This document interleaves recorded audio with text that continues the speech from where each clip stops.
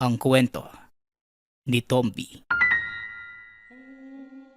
Ang kwentong ito ay hango sa totoong buhay. Mula ito sa isa nating tagapakinig. Karanasan ito ni Kulas. Walang eksaktong taon. Probinsya ng Capiz. Galing sa mahirap na pamilya si Kulas, na katulad ng karamihang magsaka sa lugar ng Capiz. Araw-araw na kumakayod sa sakahan. Bawang ang kanilang pananim, nakakarampot lamang din ang kinikita. Minsan nalulugi pa, lalo na't kapag apektado sa masamang panahon. Ngunit hindi naman ito makatulong.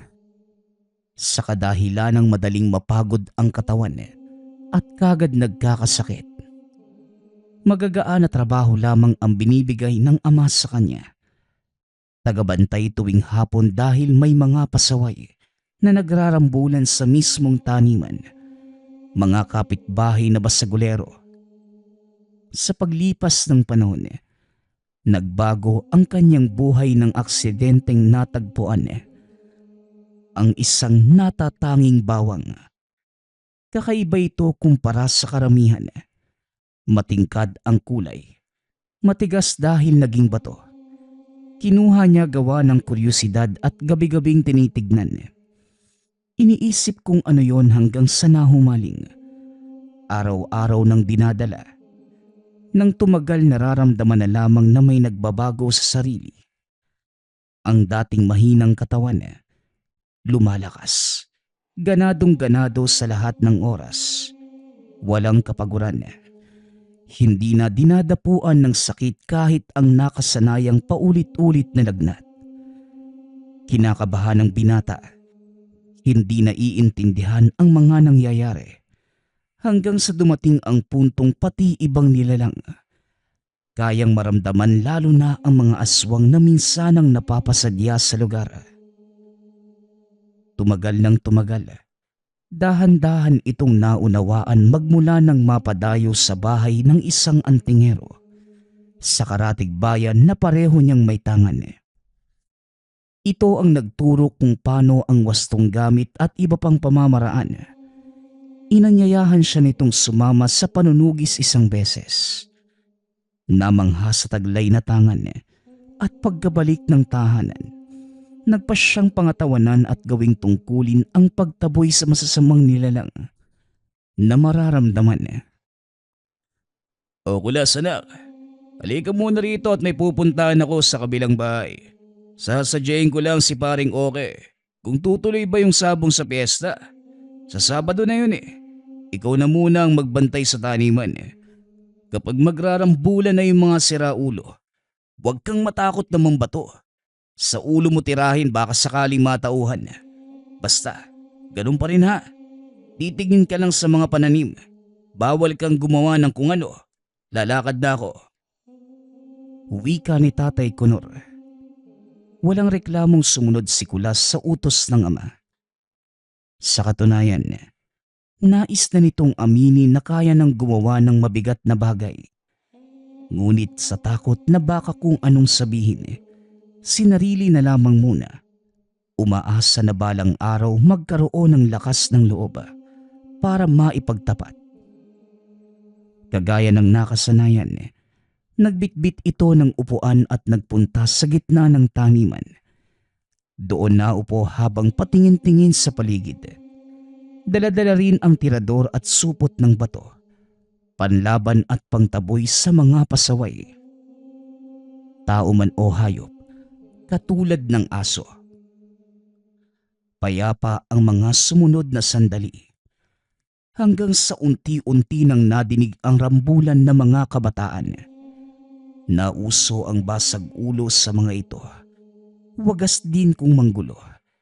Hindi sinasanto ang kung sino kahit sitahin pa ng mga tanod. Lumalaban kahit magkanda dugo-dugo na ang katawan sa pisikalan. Hindi sila titigil. Nang dumating sa taniman ang gulo, dali-dali itong tumayo at nagsimulang manita. Ngunit balewala lamang dahil ayaw pakinggan. Isa-isang naapakan ang mga pananim hanggang sa malaking bahagi na ang nawasak. Dahil hindi na madala sa sita at pambabato. Nang masagad ang pasensya ni Kulas, lumapit ito at pinaghagis. Gulat silang lahat na nakatingin dahil pasimpleng dinampot ang bawat isa sabay balibag na parang maliliit na bato. Ano, ang lawak ng patag doon sa unahan. May bundok at gubat na pwede niyong maging labanan. Pero pinipili talaga rito sa sakahan. Ang kakapal ng mukha niyo. Umalis na kayo. At wag na wag kayong babalik dito. Isa. Dalawa. Dahil sa galit na ipinakita ni Kulas, nataranta ang mga kabataan at tumakbo. Bumuntong hininga na lamang ang binata upang pakalmahin ang sarili. Kagad ding napalingon upang malaman kung may ibang nakakita sa kanya maliban sa mga bata. Inasikaso pagkatapos ang mga pananim na natumba. Ginawa ng paraan para mapakinabangan pa. Ilang sandali ang lumipas, dumating ang ama. Dali-daling lumapit at pinagsabihan ang binata. Anak, ano ba yan? Ang sabi ko wag ka nang mangialam. Magbantay ka lang. Ako na riyan. Maupo ka lamang doon. Wika ni Tatay Kunor. Biglang kinabahan ng binata sa ideya na baka alam na nito ang nangyari kanina, lalo na ang ginawa. Tay, nagkarambulan po kasi ulit. Nawasak po yung mga pananim . Sinubukan kong ayusin para mapakinabangan pa. Kanina po kasi mas lumala sila . Dumarami yung kabataang kasali. Taga ibang lugar yata, Tay. Wika ni Kulas. Taga kabilang barangay ang iilan. May kasamang mga taga-Karatig Bayan. Ito talagang mga kabataan ngayon .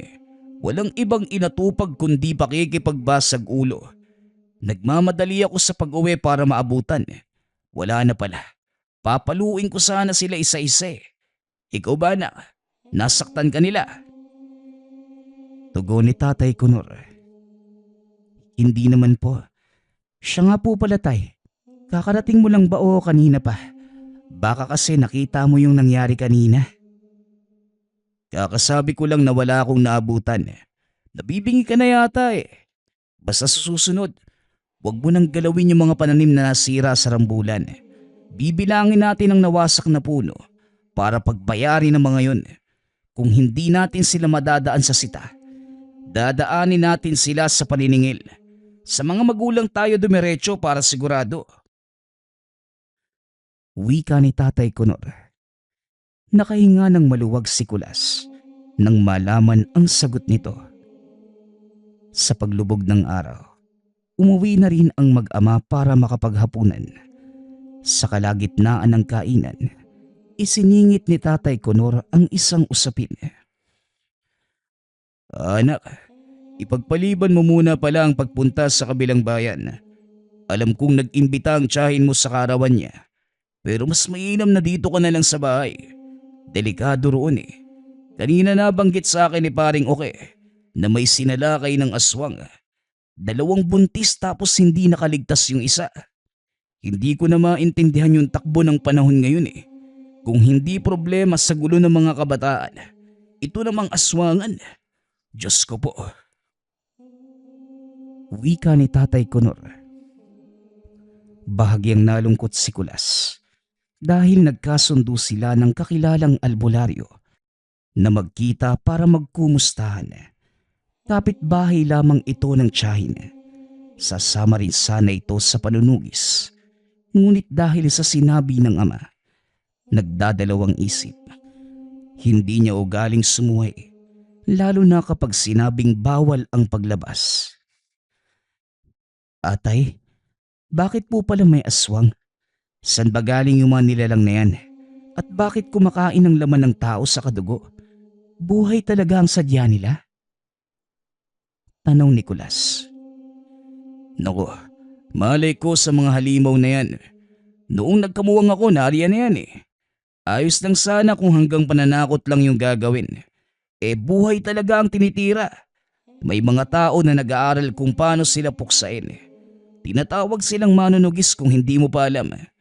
Ang iba, may mga anting-anting o mutya. Antingero. Bagay na nagsisilbing proteksyon para malabanan yung mga ito at makasabay sa kanilang kabangisan. At sana umabot sa kaalaman nila para matulungan ang mga tao. Pagpapaliwanag ni Tatay Kunor. Paano kung magkaroon ako ng mutsatay? Ipagpalagay lang natin. Papayagan mo ba akong lumabas para manugis? Wika ni Kulas. Natigilan ang ama at napatitig sa kanya. Hindi ito nakapagsalita. Ilang sandali pa bago nakaisip ng sasabihin. Matyaga naman itong naghintay upang malaman ang kasagutan. Isang biyaya ang magkaroon ng mutya. Bihira lamang itong mangyari sa buhay ng isang tao. Dahil hindi basta ang bagay na yan. Kung sakali mang magkaroon ka. Napabuntong hininga muna ito bago nagpatuloy. Di magpapasalamat ako sa kalikasan dahil binigyan ka. Pero hindi ako makakapayag na manugis ka. Kahit na may proteksyon pang mutya, hindi natin alam ang mga posibleng mangyari. Iba't ibang uri ang aswang. May ordinaryo na madaling mapuksa. Meron namang mahirap patayin. Bumabaliktad pa kung minsan at mapapatay ang nanunugis. Di ba tay, dapat po pangatawanan yung pagkakaroon nito? Paano kung pinili ka ng mutya? Isasawalang bahala mo na lang po ba dahil sa takot? Kung makatanong ka parang meron na. Nako, wag na tayong mangarap. Maganda ang magkaroon pero seryosong tungkulin eh. Hindi pwedeng sa maiksing panahon lang. Panghabang buhay na yan. O tapusin mo na muna yung pagkain. Lalabas lang ako. Pag-uusap ng mag-ama. Tumangulang si Kulas bilang pagtugon. Napapaisip sa sinabi ng ama. Malinaw na hindi ito sasang-ayon sa pagkakaroon niya ng mutya. Ngunit ayaw ring pakawala ng tungkuling nagbibigay ng lakas at nagligtas sa mga karamdaman. Maiintindihan mo naman siguro tayo, no? Ipapaliwanag ko rin balang araw. Patawad din kung itatago ko ito ngayon. Bulong sa sarili habang nakatitig sa ama na nagsisindi ng sulo sa labas. Lumabas ito at tumulong. Pinapasok na rin ang tahanan makalipas ang ilang sandali. Samantala, nanatili si Tatay Kunor para magbantay. Dahil paminsan-minsan, may mga siraulong nagnanakaw ng mga pananim. Hindi ito makatulog. Naiisip ang ama na nasa labas. Dinudungaw niya sa bintana para malaman kung ano ang ginagawa. Nasa tabi lamang ito. Nakaupo habang inaatupag ang pagbabantay. Ganoon ang sitwasyon sa lumipas na mga oras. Ngunit biglang nagbago ang lahat nang sumapit ang madaling araw. Papasok na sana ng mga sandaling yon si Tatay Kunor. Ngunit natigilan nang madinig ang ingay ng pag-angil sa dulo ng taniman. Pati si Kulas, naagaw ang pansin. Nagmamadali itong lumabas upang hilahin palayo ang ama. Dahil ang ingay na yon, sigurado itong nagmumula sa isang aswang. Anak, pumasok ka muna sa loob. Sa tingin ko mabangis na hayop ito. Doon ka lang sa loob. Ako na ang bahalang humarap sa lintik na ito. Wika ni Tatay Kunor. Dali-daling sinindihan ang iba pang sulo sa bakuran, sabay hugot ng itak. Hindi tay, kayo po ang pumasok. Ako na ang bahala sa aswang na yan. Wika ni Kulas, na labis na ikinagulat ng ama. Oh, ano naman ang gagawin mo? Titirahin mo ng tirador. Anak, hindi tatablan ng bato ang ganyang nilalang. Pumasok ka. Ako narito. Wika ni Tatay Conor. Ngunit hindi nakinig si Kulas. Sinamahan ang ama kahit ilang beses na itong pinagsabihan. Kumuha ito ng sariling itak at hinintay ang paglapit ng hindi pa nakikitang nilalang. Mas lumalakas ang mga pag-angil. Ang mayayabong na talahib sa dulo ay nahahawi, na para bang nagwawala doon ang halimaw.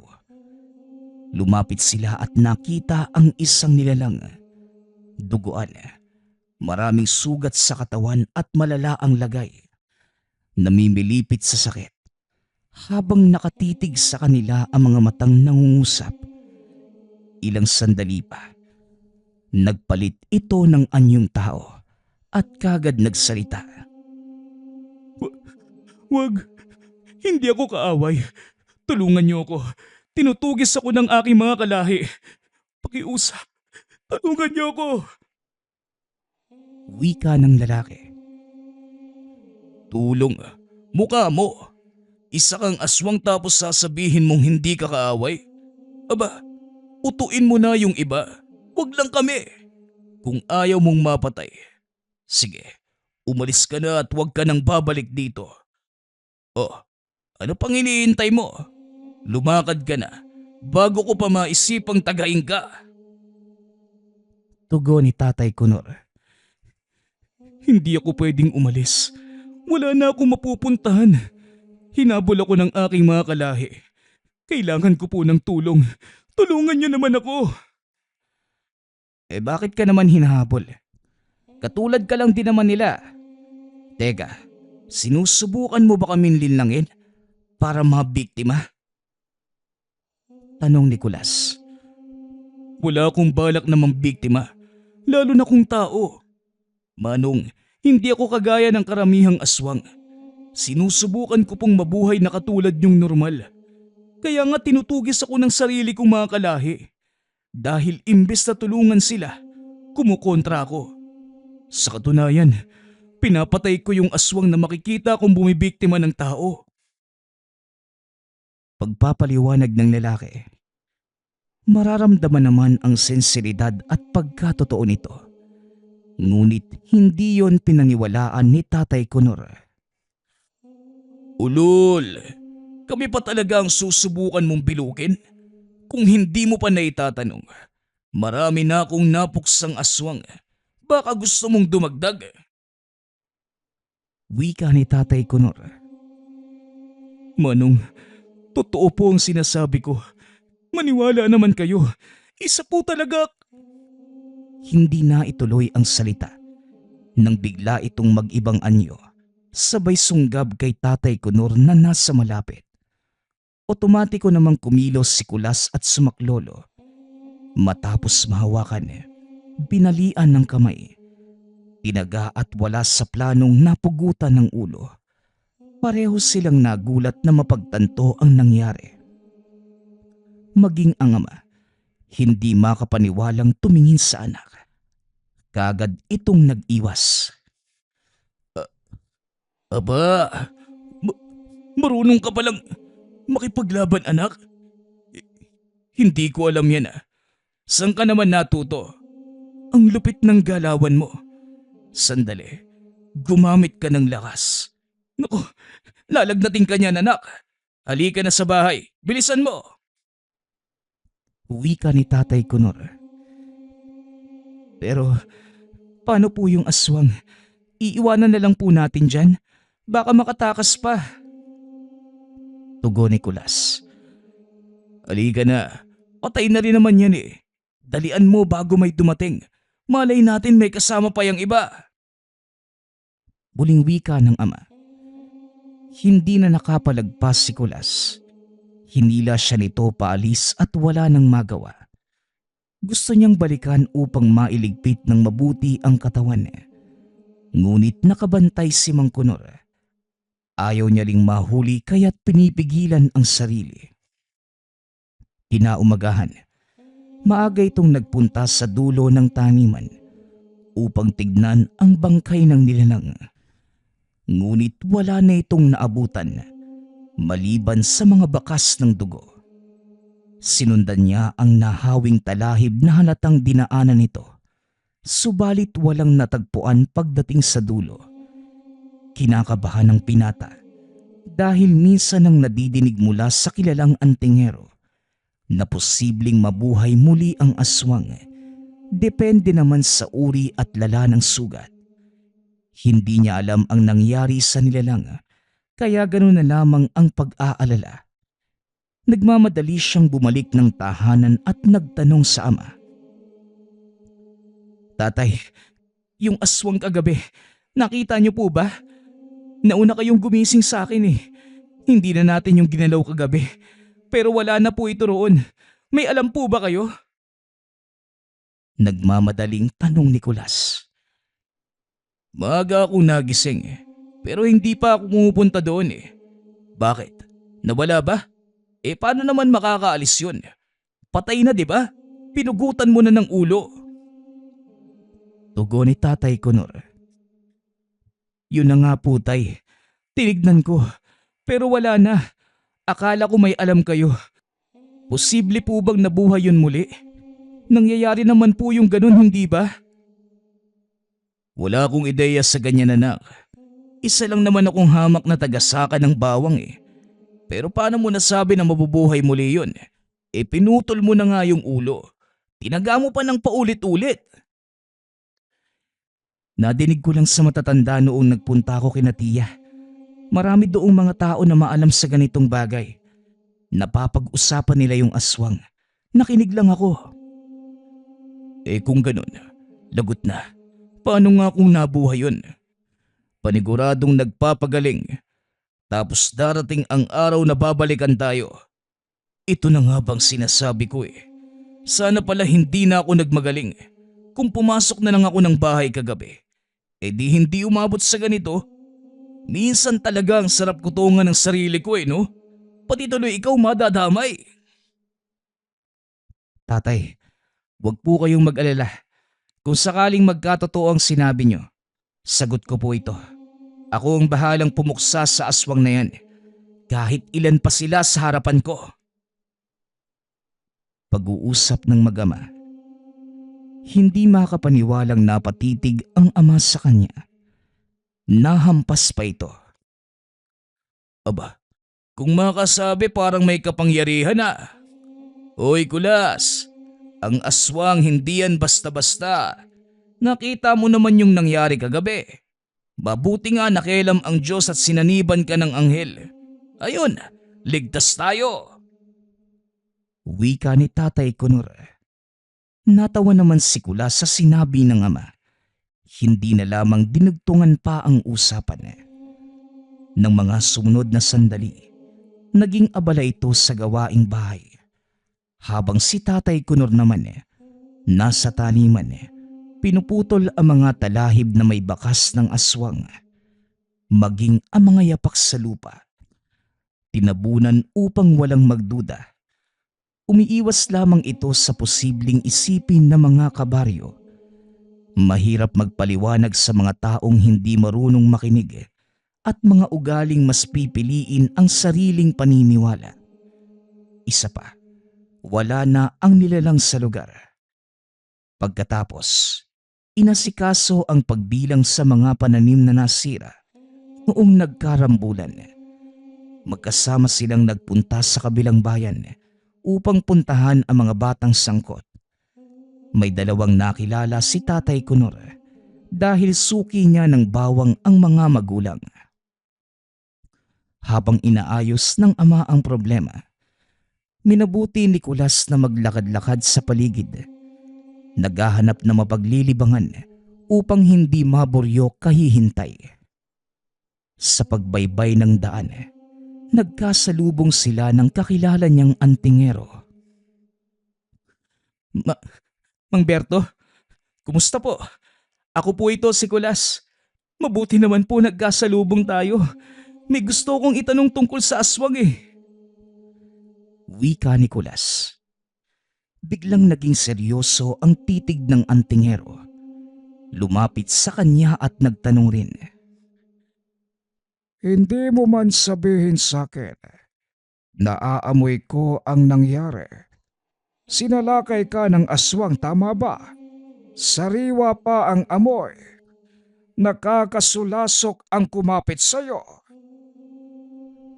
Wika ng kakilalang antingero na tawagin na lang natin sa pangalang Berto. Hindi pa po kasi ako nakakaligo.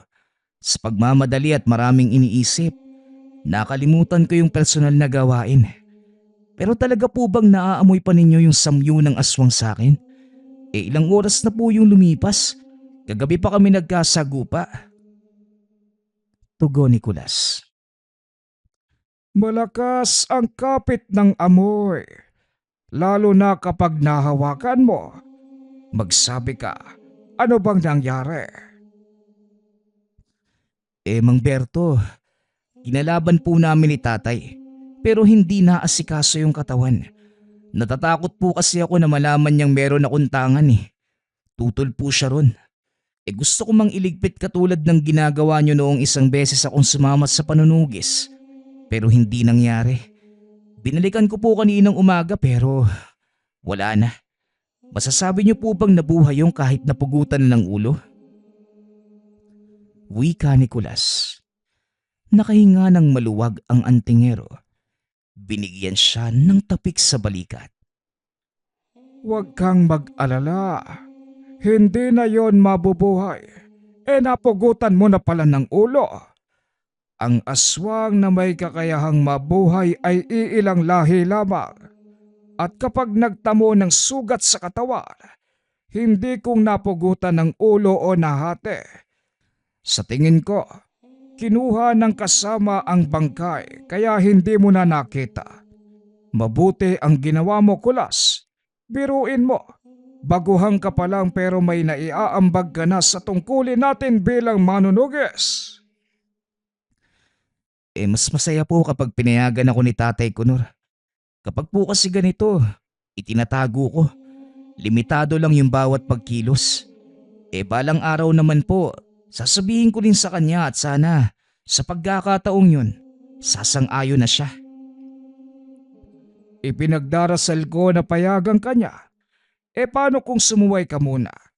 Mamayang gabi, may tutugisin akong aswang. Ito yung pabalik-balik sa lugar namin. 3 beses na. Nadali pa yung mga buntis. Tapos nakita ko rin doon sa kabilang barangay kanina lang. Hindi ko nahuli. Masyadong tirik ang araw ng mga oras na yon. Marami ding tao sa paligid. Nalingat lamang ako ngunit nawala na. Wika ni Mang Berto. Natuwa si Kulas nang madinig ang imbitasyon ng matanda. Ngunit nawala rin ng maisip ang ama. Teka lang po Manong, pag-iisipan ko po muna. Baka payagan ako ni tatay na bumisita kay Tia mamaya. Kapag nakaalis po ko, pupuntahan kita kagad sa inyo. Sa ngayon po pala, kailangan ko na magpaalam. Baka hinahanap na ako eh. Magkita na lang po tayo sa susunod. Pagpapaalam ng binata sa matandang antingero. Habang pauwi, walang ibang nasa isip si Kulas kung hindi ang sinabi nito at ang planong pagtakas mamayang gabi. Gustong-gusto niyang maging katulad ng antingero at pangatawanan ang pagkakaroon ng mutya. Sa sinasakyan pa lang, nagdarasal na itong payagan ng ama na lumabas. Pagsapit ng gabi, palakad-lakad ito sa harapan ng nakasarang pinto. Nakatingin lamang sa kanya si Tatay Kunor. Halos magdikit ang mga kilay sa pagtataka. Oy Kulas, napaano ka ba? Hindi ko na mabilang kung ilang beses kang naglakad ng pabalik-balik dyan. Meron bang problema anak? Tanong ni Tatay Kunor. Tay, baka po pwedeng pumunta ako kay Tia. Ngayon po yung selebrasyon nila. Hindi po ba? Hindi ako mapakali. Gusto ko po sana talagang dumalo.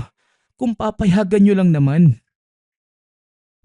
Tugon ni Kulas na para bang nahihiya.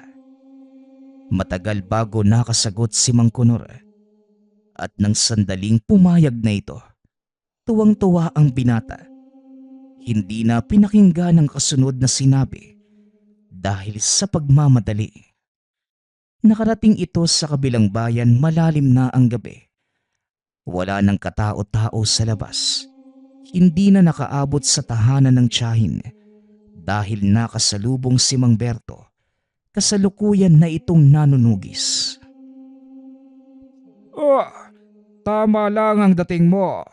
Nakita ko na yung aswang, pero mabilis akong natatakasan. Kilala na niya ako eh. Ganito, tulungan mo kong mahuli siya. Lumapit ka sa kanya at tignan natin ang mangyayari. Wika ni Mang Berto. Hindi niya maintindihan ang punto ng matanda.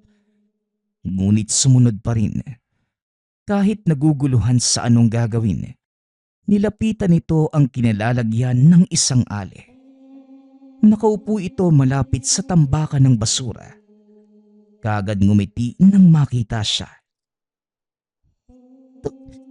Tulong iho, may pagkain ka ba riyan? Kanina pa ako nagugutom, kahit kaunti lang sana. Wika ng ali. Lumingon ito sa kinatatayuan ni Mang Berto kanina, ngunit wala na. Ibinalik ang atensyon sa matandang babae. Manang, bakit po kayo nandito? Tahimik sa bahaging to tapos pwede kayong pagdiskitahan ng mga siraulo. Nasaan ho ba ang pamilya nyo? Bakit parang pinabayaan kayo? Tanong ni Kulas. Pamilya ba kamo? Meron ako. Pero isa lamang silang taksil. Mga walang hiya. Mga hayop. Kinawawa nila ako. Inalipusta. Sila nga ang dahilan kung bakit ako napadpad rito. Pinalayas. Tinugis na parang isang masamang nilalang. Wika na matandang babae. Natunugan ni Kulas ang paraan ng pananalita at pangungumbinse. Katulad ito ng lalaking aswang na nakalaban noong isang araw. Habang patuloy ito sa pagsasalita, sinikap na makuha ang kanyang loob. Nasipat si Mang Berto sa hindi kalayuan. Pagkatapos makuha ang senyas, naghanda na ito. Manang, malapit lang po yung bahay ko rito. Kung gusto nyo, sumama na lang po kayo sa akin para may matulugan na rin kayo ngayong gabi. Sasama po ba kayo? Wika ni Kulas. Nagningning ang mga mata ng matandang babae. Nauna itong naglakad para gabayan sa daan. Ngunit nang malapit na sila kay Mang Berto, nakahalata, maging siya ay nakilala. Anting-anting, manloloko. Manunugis kayo ng aswang. Wika na matandang babae, sabay takas. Kagad namang nahuli at dinala sa bahaging walang nakakaalam sa kanilang gagawin. Mabuti na lang dumating itong kasama ko. Dahil kung hindi, paulit-ulit mo kong matatakasan. Batili ka rin no? Kinabisado mo ang aking amoy at alisto kapag napapansin sa paligid. Ang lakas makasigaw ng manloloko. Hindi ba yan yung gawain ng inyong lahi para makapangbiktima? Kunwari kaawa-awa, pero may iba palang pakay. Sigaw ni Mang Berto habang pinapaliguan ng langis ang buong katawan nito. Nakagapos ang mga kamay at paa, kaya wala nang kawala. Sinaksak din gamit ang patalim. Ilang sandali pa'y sinunog hanggang sa buto na lamang ang natira. Tahimik lamang na nanonood si Kulas sa ginawang pagliligpit ng antingero. Tapos na. Pwede ka nang umuwi. Siguradong pagagalitan ka na naman ng iyong ama. Anong paalam ang sinabi mo para payagan ka? Manong, karawan po kasi ni Tia ngayon. Yun yung paalam ko. Pumayag naman si tatay kaya nagmamadali po akong pumunta rito. Kinakabahan na nga po ako eh. Sigurado talagang magagalit yun. Wika ni Kulas. Talagang magagalit ako. Ang sabi mo, dadalo ka sa selebrasyon ng tiyahin mo. Pero ang totoo, sumama ka sa isang matandang antingero para manugis ng aswang. Napatay niyo man yung halimaw. Ikaw naman ngayon ang patay sa akin. Umuwi ka! Wika ni Tatay Kunor. Sinubukang magpaliwanag ni Mang Berto, ngunit hindi nakinig si Tatay Kunor.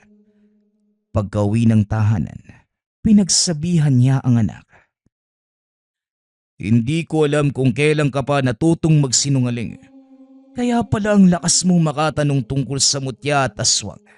Meron ka na palang tinatangan. Ilang beses ka na bang sumama sa antingerong yun? Ha? Kanina ko pa kayo sinusundan? Dahil nakakapagduda. Gabi na pero gusto mong lumabas ng bahay. At ginamit mo pa talaga yung tiyahin mo. Wika ni Tatay Kunor. Tatay, pasensya na po. Hindi ko sinasadyang itago sa inyo yung totoo. Natatakot lang ako sa magiging reaksyon nyo kung sakali.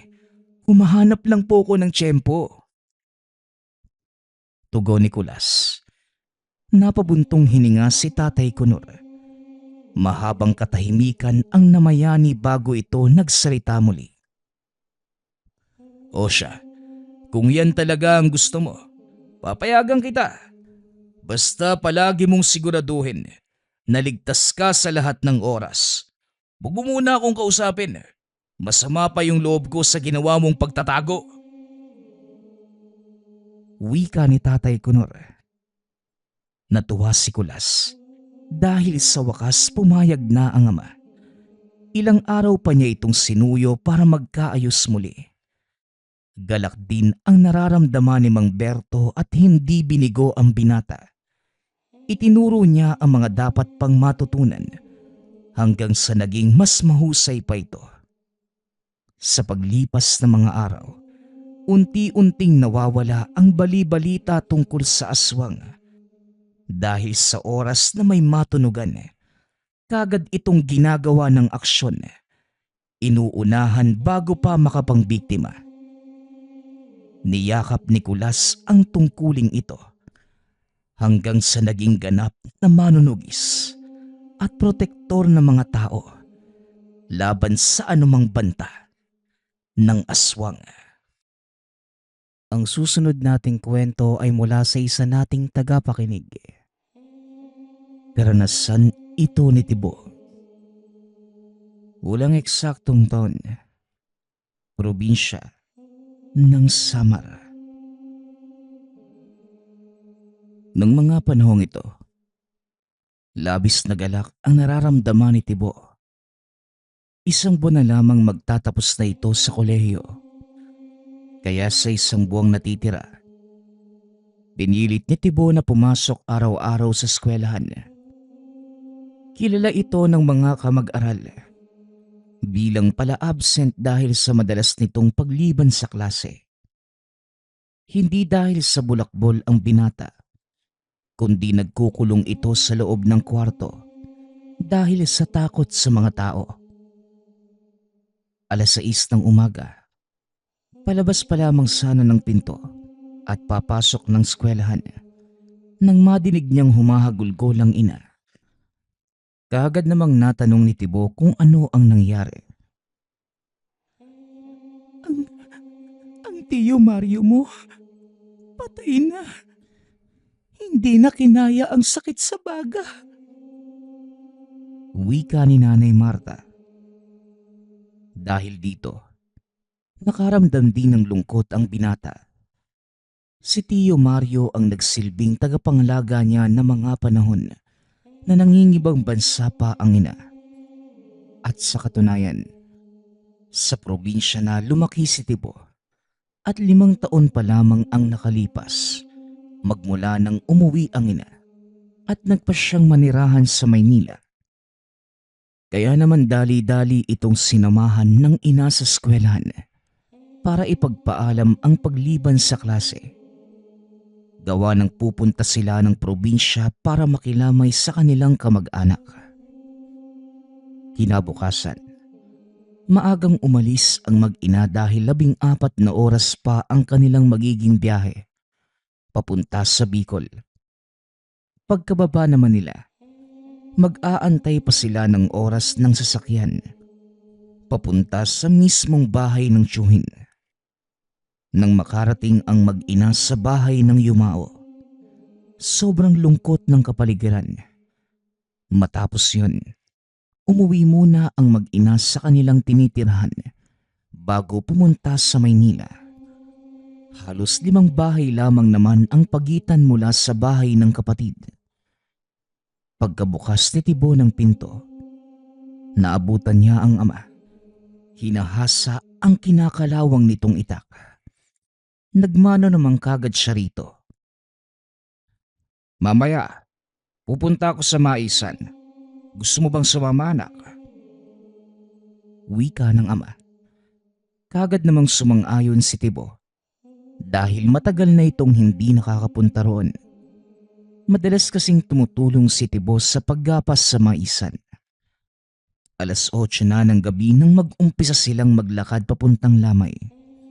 Kinakailangan nilang tumulong tuwing gabi sa pagluluto at paghahanda dahil mas maraming dumadalaw ng ganong oras. Wala ni isang ilaw sa kanilang nilalakaran. Puro nagtataas ang puno lamang ng niyog at samot-saring damo ang nasa paligid. Bago pa man makarating sa kalsada, kailangan muna nilang dumaan sa malawak na ilog. Nang papalapit na sa ilog, nakarinig sila ng napakalakas na ingay mula sa paniki. Sanay naman si Tibo sa tunog nito dahil bata pa lang. Nadidinig na niya ito at normal lamang, lalo na kung may mamamatay o may burol. Bigla na lamang nagsalita ang ama. Alam mo ba, anak, yang nadidinig mo ay hindi talaga galing sa mga paniki. Galing yan sa mga nilalang na hayok sa katawan ng taong namatay. Pero dayo lang naman ang mga yan at kadalasan, dyan sa ilog na yan sila tumatawid.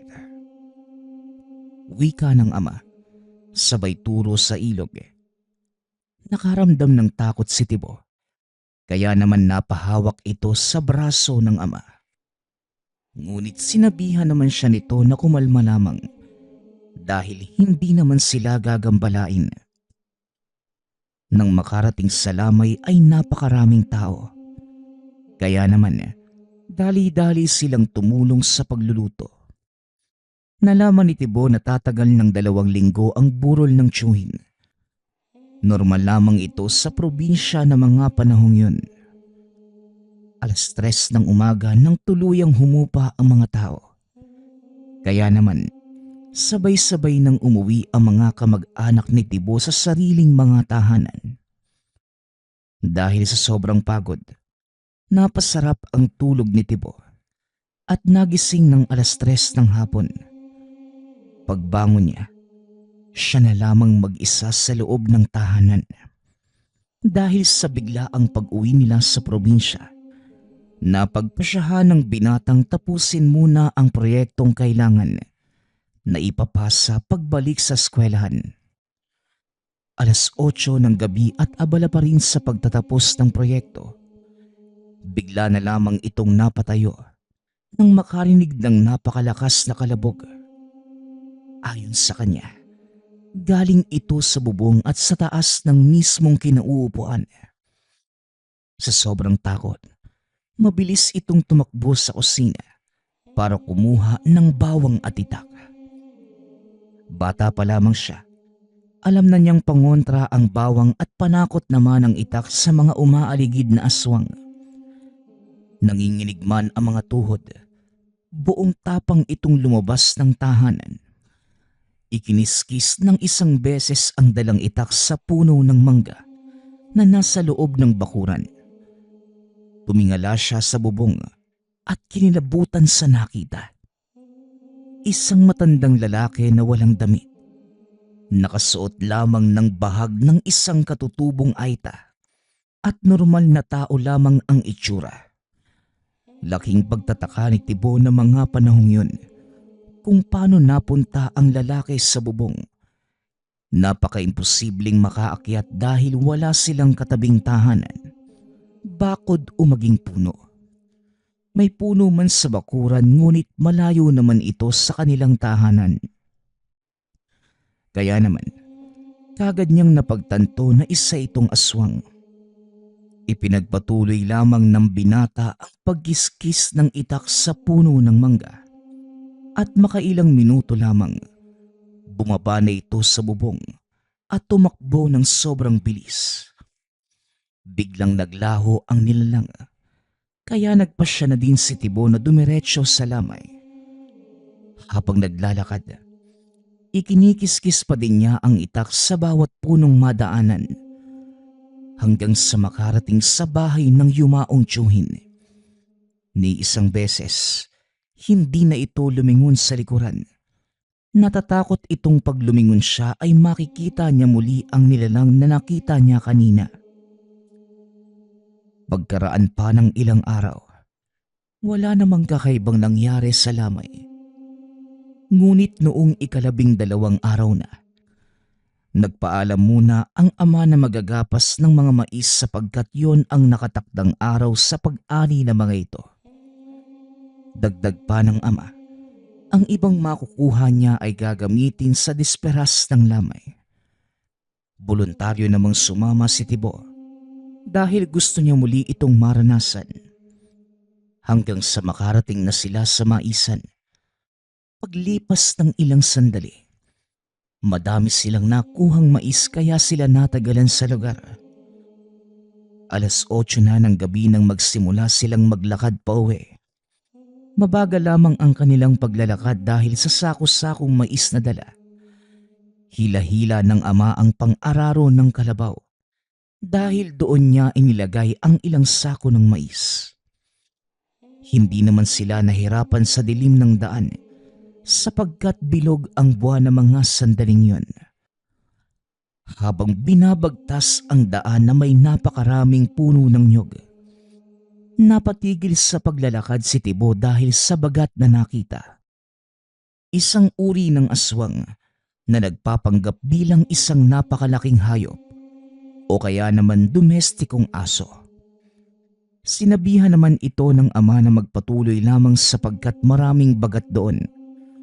Ngunit hindi naman nanggagambala, maliban na lamang kung masasaktan. Kinaumagahan, bisperas ng lamay kaya abalang-abala ang lahat.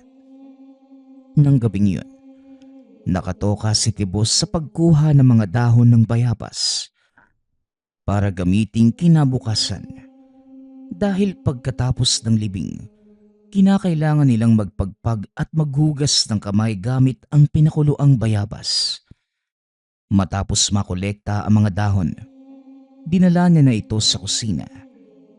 Habang hinuhugasan, may napansin siya na lalaking dumaan. May dalang itim na sako, ngunit hindi naman niya ito pinansin dahil sa pag-aakalang tutulong lamang din ito sa pagluluto. Makalipas lamang ang ilang minuto, napasigaw ng malakas ang isang matandang babae. Ang matandang ito ay isang sikat na albularyo sa lugar at maswerte silang makita ito habang nakikilamay. Ayon sa matanda, nakatulog ang nagbabantay sa patay. Merong isang lalaking lumapit sa bangkay at tinakluban ang katawan gamit ang itim na tela. Madali lang naman itong matakpan sapagkat ang kabaong nagamit, wala namang salamin.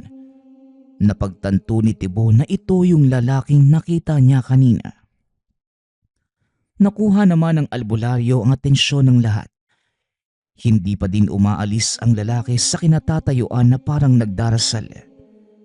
Nilapitan ng albularyo ang bangkay. Hinawakan ang mga paa, sabay bigkas ng isang orasyon. Hindi pa man natatapos ang orasyon ng albularyo, tumakbo na ang lalaki palayo. Dahil sa pangyayaring yun, nagkagulo ang mga tao sa lamay. Ngunit kagad naman itong napakalma ng albularyo. Kinausap din ito ang pamilya ni Tibo.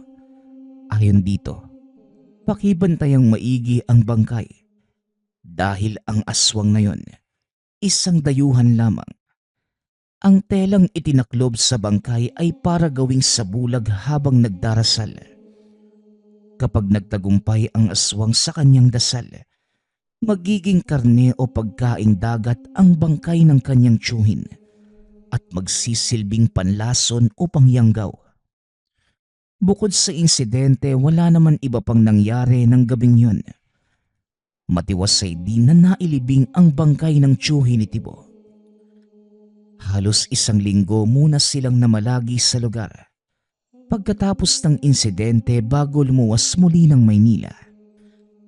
At ito na ang huling uwi ni Tibo sa probinsya ng Samar.